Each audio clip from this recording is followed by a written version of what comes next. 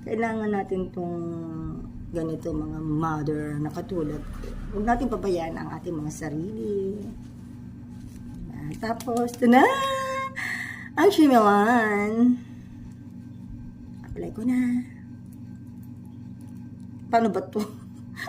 Yeah!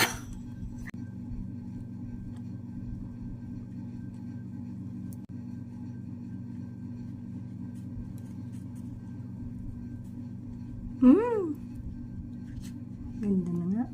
Ganda nga mga... Ganda ang mukha ni Lola. Monay! Ang mukha kong Monay. Tumaba na ako. Siyempre maglalagay ako ng kilay. Mga anek-anek ko. Ayan.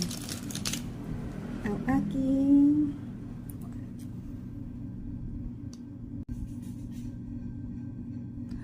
Okay na ba? Ayan. Tapos, tinas ko ng aking paa. Ito na. Hindi ko kaya. Huwag na lang yan. Hindi ko type. Hindi ko gusto. Okay. Inalagay ko lang. Ito na lang.